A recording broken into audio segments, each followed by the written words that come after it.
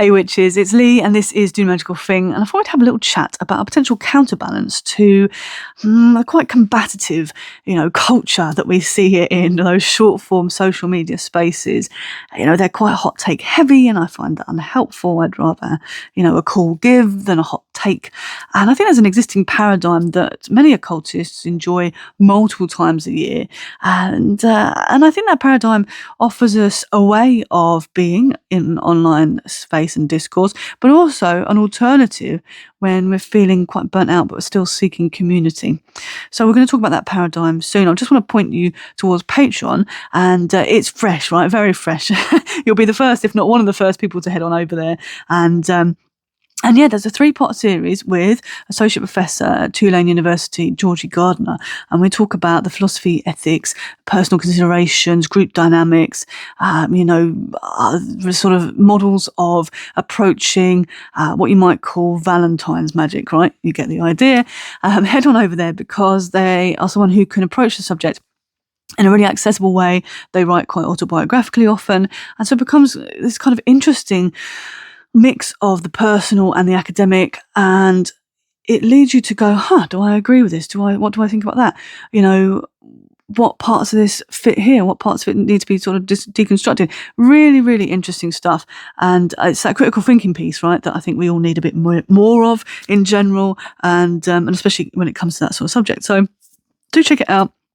I'm quite pleased to finally set it up. It's quite low key because I need a patron to actually provide anything for, but B, because it's dissertation time at the moment, and I've been busy this month with what really the paradigm that I'm talking about is. And that is conferences, right? Conferences sounds like a bit of a dry word, doesn't it?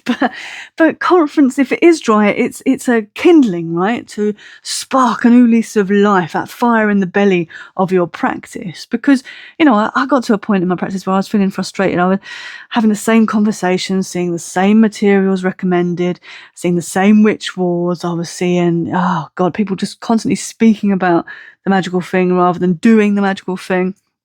And, it sounds funny, doesn't it, to recommend conferences where people speak about magic when you're tired of people speaking about it. But actually, the difference for me is that these people, the vast majority of speakers and workshoppers at conferences, have been there and done it.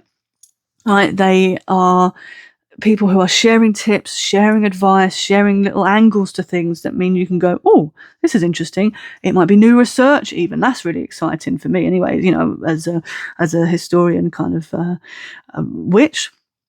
And they're great because they battle that isolationism, they battle that sort of hyper-individualization, right, that we see in capitalism, especially the sort of capitalization of witchcraft in social media, and little trinkets here and trinkets there. And I think the other thing they do is they help us sort of see things rather than us wanting to climb to the top of a pyramid. We see things more as a circle, right? The witches love circles, right? Don't occultists love a circle? And so I appreciate that. And it also, that in itself helps us combat that, or at least limit hot take culture, because you've got that dynamic, right, of a speaker and audience and speaker. They're able to interact. And, this might be less immediate in online conferences, but definitely happens in person. And obviously, accessibility, wherever you can get to a conference, do it. I think that the other thing I really like about conferences is they allow you to, really get direct with, in terms of interaction with local authors or regional, or worldwide. It can be worldwide for sure, but oftentimes if you go into a local in-person conference, there are people from around the area who, not only can you support their work, but then that's the person to maybe engage with in the future. If you have a connection there, but have a chat, see what comes. I've made plenty of friends via conferences. This is the thing that's so great about that, is that you then end up with this community, right? And I think that what's great about that community is there are different views, there are different ages, right? That's really key, I think, especially in such a young area as sort of modern spirituality. You're oftentimes speaking to people who were there at the formation of some pretty big elements of different practice, right? And I think that, when you establish that connection around that sort of centered place, right, that bringing together, then those connections can grow between the conferences, right? And that's fantastic. Isn't that what we want? We want that growth of sustainable community that is committed to, getting stuff done. And sure, there'll be people who come away and come back and come away. That's fine. But it's still something that I see as a healthy way to, engage with each other. And I think that the other thing that's great is that you get to support local artists, local.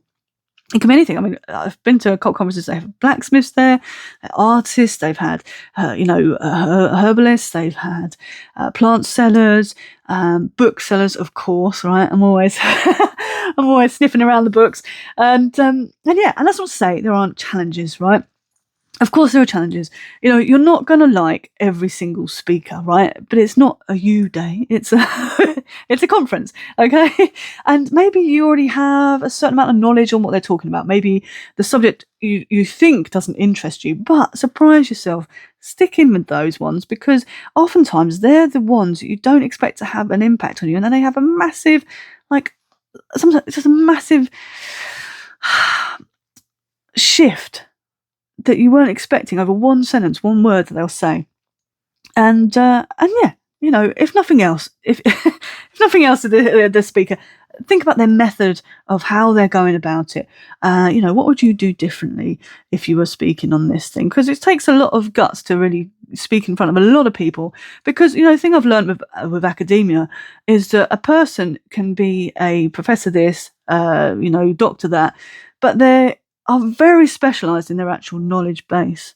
And so oftentimes you'll be around people who know, someone who is considered an expert, a real big cheese, so to speak, or Billy Big Cauldron, as I always say. But actually when it comes to a slightly different aspect of that particular field, they're not going to know anything about it, or they'll know very adjacent things. So it's quite scary, because you're there just sort of one piece of the pie. But that's also the great thing about it. That's the collaborative thing. That's the moment where we go, actually, this all slots together. Our individual takes come together with this pie of of occultism. But yeah. So I think get involved. And the thing is, each of us are this little slice of the pie of a conference. You might feel a bit kind of nervous, a bit like, oh God, I don't know anyone there. And I'd encourage you to be brave. Quite honestly, I'd really encourage you to be brave, because the thing that I've really developed is a relationship with people who are just so fantastic and so engaging and interesting and all of that I would never have had if I hadn't been brave and gone, I'm just going to fuck it. I'm just going to do it. I'm just going to go. I don't know anyone, but I'm going to give it a go. There maybe as a speaker I've heard of, but that's it. And then you just speak to people, and that's, as easy and as hard as that sounds, right? But ask them what they've thought of the day so far. Ask them what speaker they came to see, if they have a speaker particularly. Are they someone who's travelled far? Where have you travelled from? Have they been before? Are there other conferences they'd recommend? Blah blah blah. Are there any little local spots nearby? If they are local, that they'd recommend to sort of have a look at. And I think it's not the fact that you're just talking to other attendees, but the fact you can talk to speakers too. I think it's worth being aware of their time, obviously, being realistic, because, they're having to prepare for their talk, do the talk or workshop or whatever it might be. They might have a lot of people wanting to engage with them. And so it's just that sense of, just being aware of their space, their time, and they might have, some of them will have stalls or vending to do as well. So, engagement, but obviously, as with any interaction, respect of time, space, all that kind of thing. Now, I've got some tips for you, just in general, to help you out if you're planning to take up my advice and go to a conference. My big tip is to budget ahead, right? I'm a working class witch. And so I have to budget ahead of time, often saving throughout the year to go to conferences. And it's a big passion of mine to eventually try and be able to sponsor people to go to conferences themselves. I'd like to do that in long term, as my career develops, as opportunities develop. But yeah, budget ahead. So look at, because people often advertise conferences well in advance of them actually happening. It gives you time to sort of go, oh, do I need to do a bit of overtime here? Do I want to do this? Do I want to do that? Sometimes I'll use birthday money, Christmas money to go towards things, right? So yeah, budget ahead. Think about not just the tickets to the actual conference itself, but also travel, accommodation. Think spending money, right? Bring cash as well if you can, for vendors, if it's an in-person one, because and if you can, split it down to fives. That's one of the things I found really helpful. And you can go to, there's not many banks left in the UK at the moment, but you can normally go to a post office and like split your cash down into fives, because oftentimes the ATM machine will just spit out 20s. And these are people who, are not always going to have the time to pop out and get change. So yeah, get your cash ready. And, also think about if you're struggling with budgeting, do they have a scholarship? Are they someone who has a network that shares travel to different places? Obviously, make sure you're safe. Are there people that who might be going, or who you could encourage to go with you, where you might be able to share and spread the cost of accommodation, right? That's another option. The other thing I'd say is bring water, bring snacks. You're going to want them. Some conferences can be quite a long day, and it's really a labour on the mind, because there's so much going on. It's brilliant. It's gorgeous. It's joyful labour, but it is still something you're going to need to fuel yourself with. Have your snacks and drink, and make the most of the small gaps, like the small breaks that normally occur between talks. Don't get rustly, crinkly stuff out while people are talking. It's disruptive. It's unnecessary often, and that's why having a water bottle nearby, it's, if you're feeling like you're going to cough or whatever it might be, you've got it to hand. Obviously, things happen and you can't always help certain stuff, but as much as we can be, it's about being socially conscious, right? Socially aware. And so, bring a notebook, because as well as, something to fuel you in terms of your actual body, you want something to be able to get all that information, all the sparks from your mind out onto the page, and sparks that are coming in from those brilliant speakers, from the workshops, from wherever it might be. I've got notebooks that are almost full, well, probably some of them are full now, of notes from conferences that I've gone, and it's quite lovely to look back on those journals and be like, oh yeah, I remember that speaker, I remember that quote, whatever it might be. It's a lot of, it becomes a quite nostalgic thing, really. But I'd also say bring 3 pens. Bring 1 pen for you, bring 1 pen for a person who might be like, oh bugger, I should have written things down too, actually. So be prepared to have a notebook you can rip stuff out of for people, and bring a 3rd pen for when your pen eventually runs out. Which sometimes I think, bugger, I've written more notes than I expected here. I'm getting a bit light in the old ink. So yeah, 3 pens. That's my 3-pen rule for conferences. So yeah. Now, I would say as well, because there are often vendors and things like that in these spaces, in-person spaces especially, you want to bring a bag, but one that's compact enough that you can tuck it under a chair or something like that, but opens up enough for you to be able to put a load of stuff in, because you're going to buy more than you expect. It's always a bloody way that you see something, you go, oh, that's a bit nice. And obviously sometimes you won't want to buy anything, and that's fine, but it's always nice to support a local vendor, isn't it? That's my excuse anyway, right? So yeah, and I would say with your kind of lunch break and things like that, have a look at local spots beforehand. Make sure that you can see anywhere that's within walking distance. I've made a mistake of just like winging it, and then you just waste time. It's frustrating. Either bring your own lunch or find places nearby that are kind of close, ready to go. But do pop out, even if you've brought your own lunch. Do pop out and just get some air for just 5 minutes. It will really help your concentration for the afternoon sessions.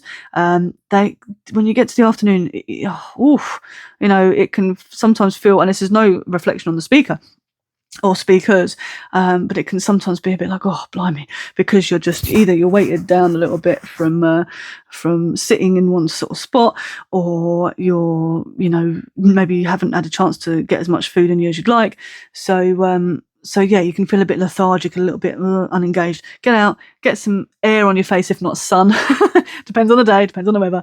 And then come back in, and the great thing, like places like Glastonbury Occult Conference, because it's so central, you can pop out to Courtyard Books, you can pop to Star Child, pop to wherever you want to grab your little bits and bobs, maybe inspired by, you know, last time we did a workshop on magical inks, and so I popped out and grabbed some bits and bobs so I could make my own. It was great. And sometimes there are authors, right? For instance, actually, there was I went into Courtyard, and I was looking at a book that it's been on my wish list for bloody ages, and it's one of those I thought, I really should try and get a copy of it. Anyway, I popped in to Courtyard, and I got this one here. I was looking at it, and then this fella next to me said, oh, you know what, that's a really good book. And I said, oh, really? I said, oh. He goes, yeah, I wrote it. And sure enough, and he was right next to me, and we had a great interaction. It was really lovely. And so that's the thing, when you do get those lunch break times, it's often a great opportunity to say hello to folks, have a little bit of a social time as well, but be respectful of other people's priorities. Maybe they are, you know, on a mission to do something, whatever that might be. But yeah, and the other great thing is that, you know, authors will often sign their books if you're getting them from there. And you know, there's lovely, not just books but also art. This is I've just framed this morning actually to pop up. This is a lovely work, and I'll show you their card actually. Let's see. Here you go. So this is them. Honestly, I bloody love their work. Really, really lovely. Look at that. I was so excited when I saw that Angela was making a Zodiac series. I was so excited to see, because they just have a great style. They have I mean, that's quite a close-up picture of theirs, but actually there's if I share you, it's a bit dusty from where I've been poking holes in the wall, but if I show you this kind of one, and I really love, this is a they're called Angelorum, and that really has just some fantastic dynamic movement to it, doesn't it? Gorgeous. So yeah, get yourself kind of in and about all that stuff, and support folks, because obviously that's how the community will continue to succeed. And if we want not the sort of generic stuff that we see on on every website going, then we need to support folks like this and authors who are writing great books. And you can get some really fun secondhand works. I really like Damon Books. Honestly, Damon Books is like, every time I'm bothering Rat and Jez, and they got this one recently, which I'm excited about. It's that kind of classic critique of Margaret Murray, and you can get some really great indie books as well. Also, you can, where's my book that I got last time? Here we go. So this is hilarious. It's a little kind of pamphlet-like thing, but actually incredibly informative in a really accessible and comprehensive way. So I was really impressed. I thought, that's quite funny, right? Let's be real. We often all feel like we're doing something like this at some point in our practice, but actually really solid in terms of its knowledge. So yeah, great. Hayden often is at conferences, Hayden Press, and they do some fabulous smaller tomes as well. So you're not having to, pay a fortune for stuff. You can pay, and oftentimes people, because it is in person, you'll get deals and whatever else that might be. Anyway, I'm banging on about all that stuff. The other things I would say, just advice for you, would be, with the interactions with people, we're not always, we can't always expect company when we go to conferences, because people may have pre-arranged sort of people that they're going to be meeting up there, but be generous with yours, right? Be generous with yours. And if people are looking a little bit sheepish or a bit whatever, it can be really nice to just connect and check in and see what's going on. And oftentimes people who are, lovely folks will take you under their wing a little bit, and, off you go. You end up having sort of new experiences and all that kind of thing. And it's important. Respect is important with occult spaces, especially in terms of privacy.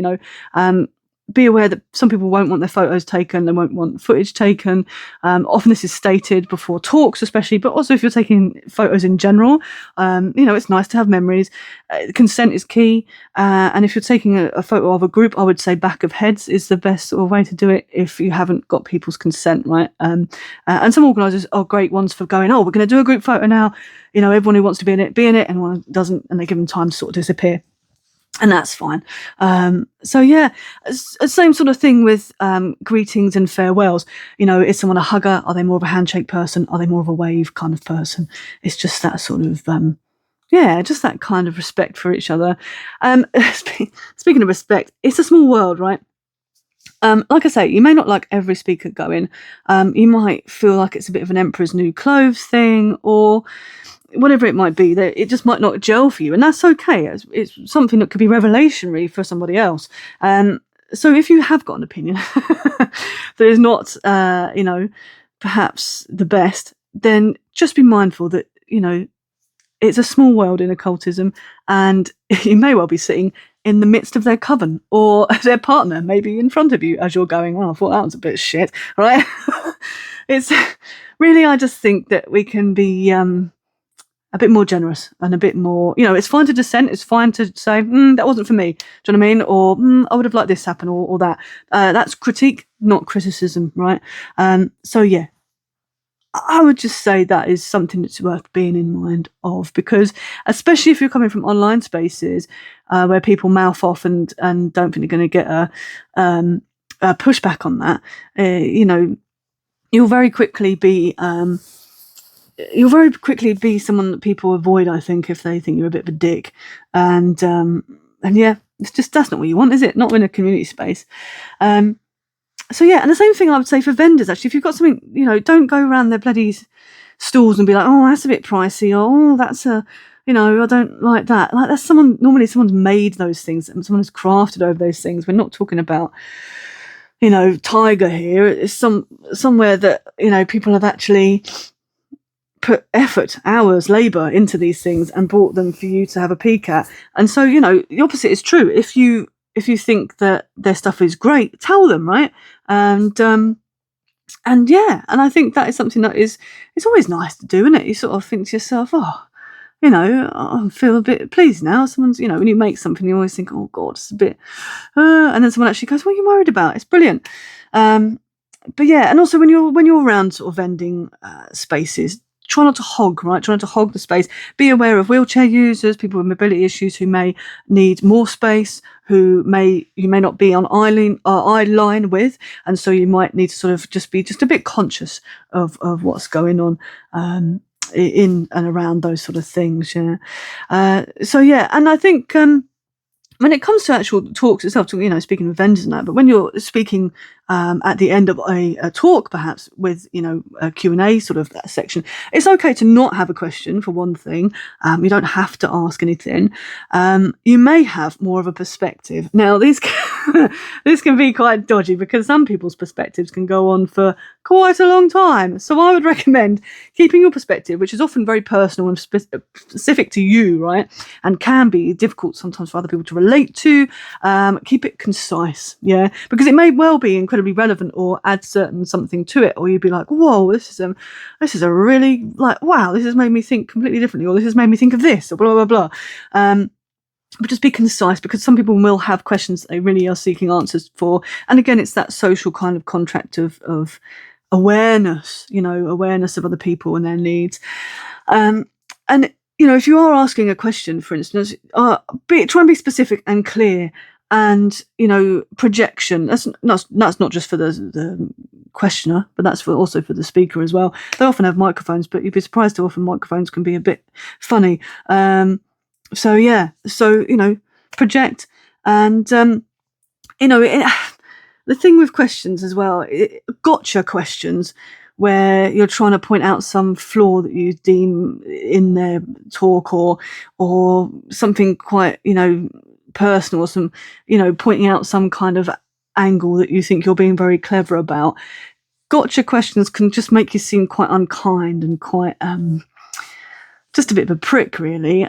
So I think if you've got anything, like that, where you're trying to sort of position yourself and kind of shame the speaker in terms of like, oh, you didn't know about this, or you got this minutiae wrong, listen, come up to them afterwards if you have to.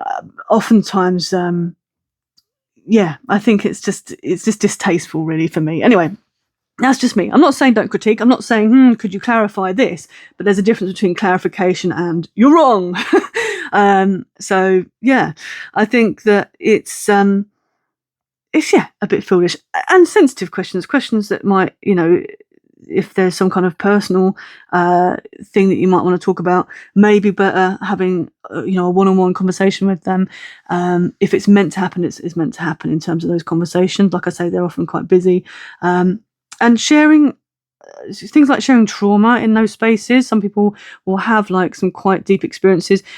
And obviously, if you're in that state, you might not be able to, but it's worth just considering that sometimes sharing trauma risks traumatizing others. And so it's that thing of, is this a conversation for right now? Is this something I should process and think about? Should I actually just get the contact details of the speaker and maybe engage with them more further along? But yeah, ultimately, just, be kind, be encouraging. It isn't that hard. And one of the sort of, simplest things I would say actually is gratitude, because the space itself is something that's often organised by volunteers, by people who are doing this, extra time alongside. Sometimes it will be caring responsibilities, sometimes it'll be jobs, sometimes it'll be whatever, sometimes it'll be all free, right? Of that and maybe, studies, for instance, in my circumstance, when I'm doing any kind of co-organising for conferences, it's that balance, and so one of the things I would say is really just, if you have an opportunity, and I'd make the opportunity, is thank the conference organisers. You may not be able to find them. They may have been like, I'm peopled out, just need 5 minutes, and they have to sort out this and sort out that. And oftentimes, there might be a need for a stacking of chairs or whatever else. If you can help with that, and they need help with that, it's not to insert yourself too much, but it's to be helpful if you can be. Obviously, it depends on the dynamic of the conference. You can read that, and if you can't, I'm sure someone will tell you. And you can ask. You can say, "Do you want a bit of a hand putting this away?" That's something that could be useful. But yeah, obviously, like I say, if it's very hectic on the day, if you're not able to interact on the day, reach out. A few days later, a few weeks later, it gets very sort of hectic and hazy. I remember the recent conference the last conference that I co-organised, it was just like, whoa, so much going on.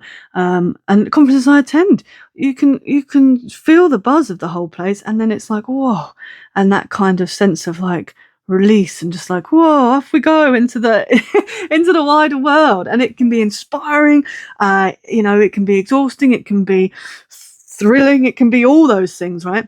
Excuse me. So it can be very multitudinous.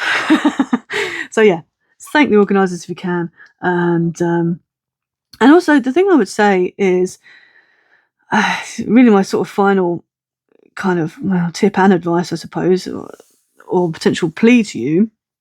The magical thing to do would be to pay it forward, right? Access is a privilege. Access to these things is a privilege. I think that's something we need to address more in the occult community. It's something that I see Sibley addressing, actually, in terms of access to her conferences. And we see that in terms of like the giving away of tickets, like there'll be giveaways and stuff like that. We see this in terms of like early bird pricing as well. There can be sort of accommodations in there, which is great. To just save a little bit of money here and there. But if you're someone who is like, I can attend this and I can probably pay for another one's ticket, then that could be really lush to do. Consider sponsoring a ticket for somebody. It's something that will grow the community, especially if you've enjoyed that space. It will help with expanding it out, progressing, and just, yeah. And I say expanding. Sometimes there is a sort of limit to how much you want a conference to expand in terms of its reach, because you want to keep that kind of community vibe. But we need people to engage in these spaces, to keep them going, to have that whole nice mix of young, of old, of, mid, I say old, I'd say, older. Yeah. And to be fair, if you're a witch or a occultist and you can't embrace age, then what kind of magic is that, isn't it? Okay, so just to round things out, I've got 3 recommendations for you. These are written by conference organisers who I've got a lot of time for and respect, and also appreciation, because they're all folks who've given me fantastic advice that's helped, progress my practice, my personal practice, as well as my academic work. In fact, all 3 of these are going to be referenced in my dissertation. So yeah, and there are people who've given me some amazing opportunities, which I just, that are things that I thought were further off into the distance. But that, speaks to the generosity of conferences, right? In that you attend, you engage, these people are already giving a great deal of their time anyway. And then on top of that, they're giving fantastic advice and help and making sure that the community continues to thrive. So huge appreciation to each one of you.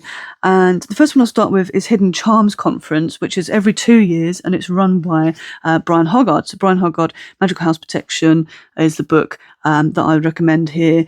And this was actually, something that I came across when I was starting, either I was about to start or was just in my foundation degree. I can't remember the dates exactly, but either way, I was pretty fresh when it came to academia, and I was thinking, if I attend this and, I don't feel like I'm a proper kind of academic necessarily, is there going to be a bit of snobbery going on? Am I going to be feeling like a bit of a plonker? But actually, it was an incredibly welcoming space, and it was a fantastic balance of practitioner and academic, which are often one and the same, right?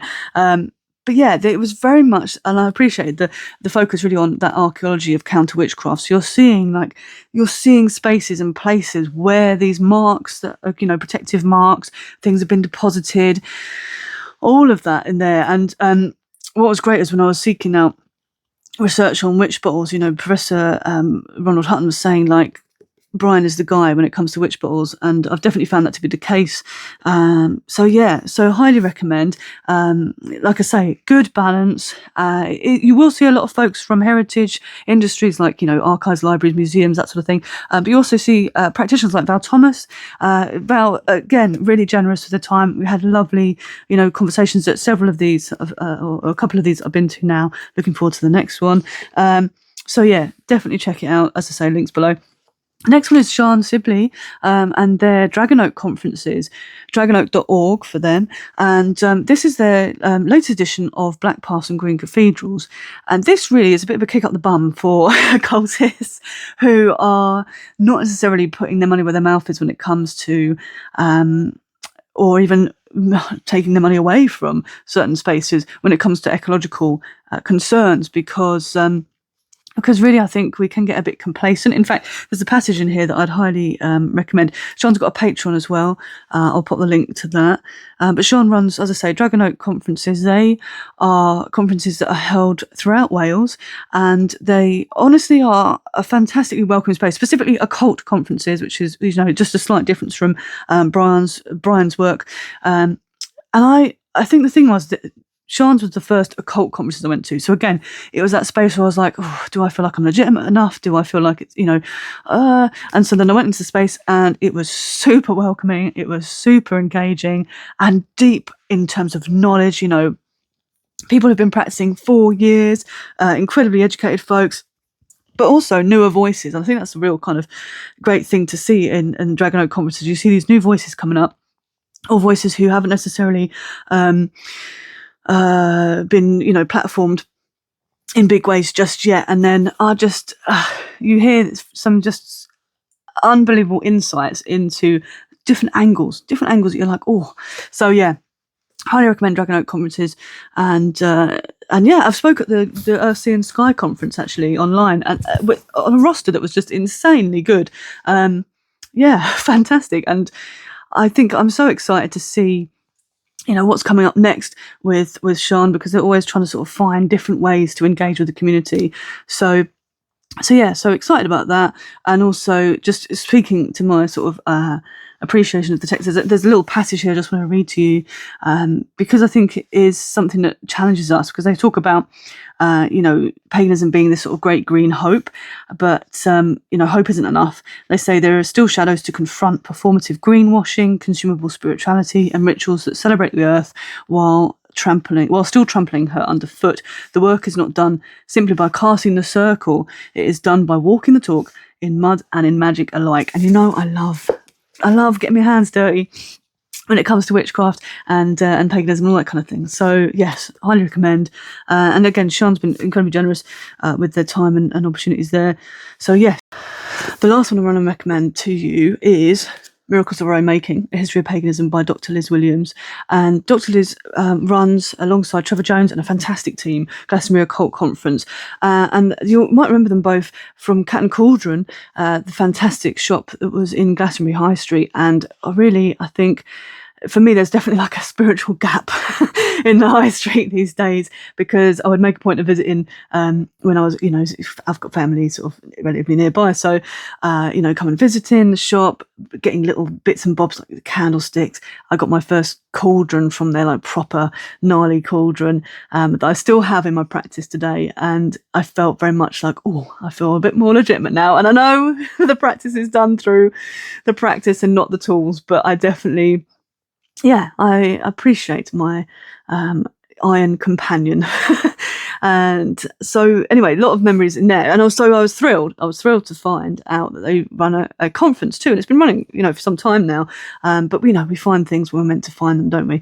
And for the last few years I've been attending. It's 2 days, 2.5 really, if you can, go to the socials and that kind of thing, which I'd recommend doing, because really the community is unmatched. It is fantastic. You see actually a lot of the community go between sort of Wales and Glastonbury on the different conferences. And so if you're attending these sort of spots, then you're going to have that build of, like I say, people who are engaged, people who are kind and generous, who want to share that knowledge. And the talks they have, some of the speakers they have are, just fantastic. And not only do I feel like you get an informational kind of take home from it all, but you also get that kind of experiential one, right? Especially with the workshops.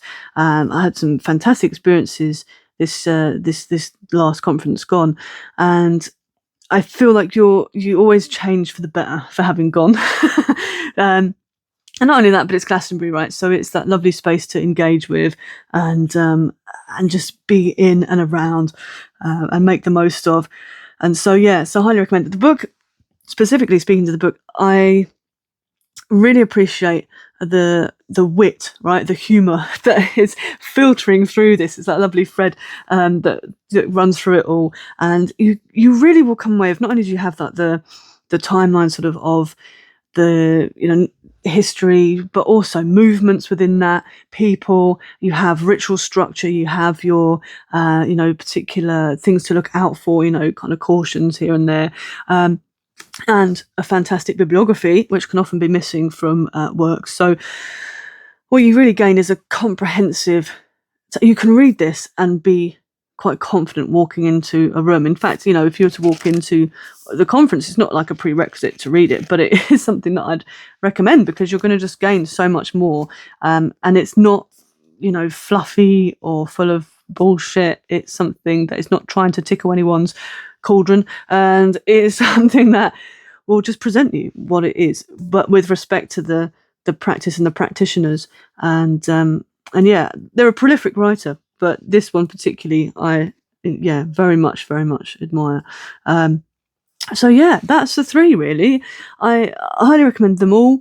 I think if you were to have these 3 works, what you've really got is kind of the material history of things, the movement history of things, and also the kind of, with this, you've got that looking forward in a way, with the green aspect of it. Sian's work in this particular work has a lot of exercises in it too. So I think with all 3 of these, you are set to go from 101 to 102, really, if we're going to be honest. And aren't we always moaning about having endless 101 books? So read those books, attend their conferences. That's Hidden Charms, that's Dragonoak conferences, and that is Glastonbury Occult Conference. I wish you all just the access and to dig into all those sort of spaces, and they're really worth the effort. They're really worth saving those pennies if you can, seeking out scholarships, anything you can do like that, and yeah, get stuck in, attend the magical thing, and yeah, wish you health and wealth.